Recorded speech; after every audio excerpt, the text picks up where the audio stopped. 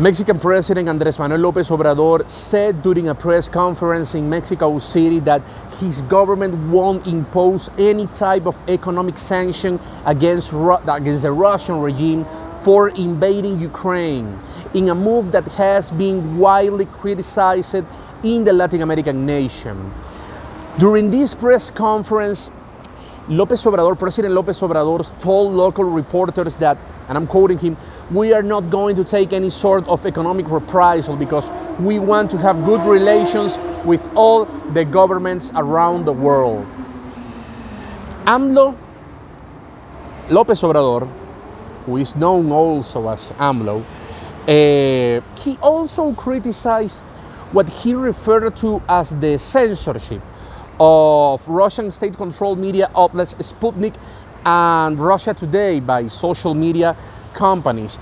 This is a pretty controversial topic because, of course, many people around the world are pointing out that this decision is definitely a slippery slope, given the fact that it could set a pretty dangerous precedent on which many countries or international organizations around the world could arbitrarily censor any type of media outlet depending on what they believe is propaganda or not.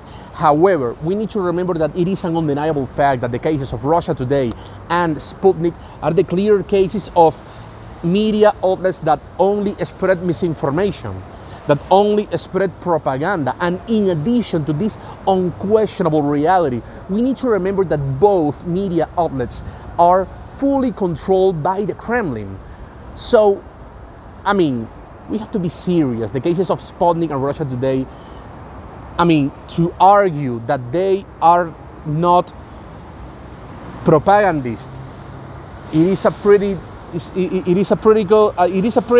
difficult hill to die on. So, going to President López Obrador, it is important to take into consideration that his position on this particular matter stands in contrast to the international sanctions imposed on Russia for, of course, dictator Vladimir Putin's actions against Ukraine. Of course, this is not, I mean, what López Obrador decided to do, the position that he decided to defend, is not exactly a surprise, considering that Latin American left-wing governments and left-wing politicians and left-wing leaders always had a pretty strong alliance with the Kremlin, despite the fact that the Kremlin is that the Russian regime is essentially a fascist regime, a hard right regime. We need to remember this classic political phrase, this thing about the enemy of my enemy is my friend.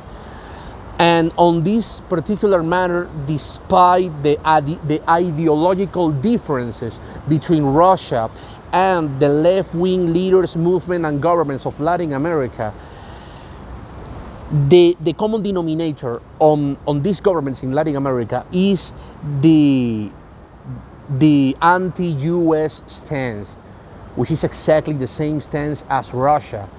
So this is basically the reason why these governments have always supported Russia, being the most famous cases, the ones of Cuba, Nicaragua, and Venezuela.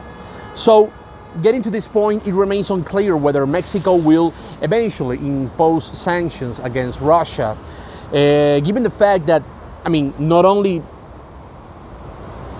how ugly could develop the invasion on Ukraine, but also that there is a small chance that the Biden administration could apply a pretty significant pressure against the Mexican government to impose these sanctions, depending on how ugly the situation gets in Ukraine. So, of course, we're going to see what is going to happen on this on this particular matter.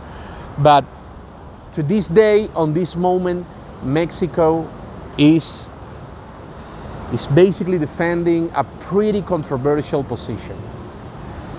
Reporting from Medellin, Colombia, Luis Orozco, Newsweek.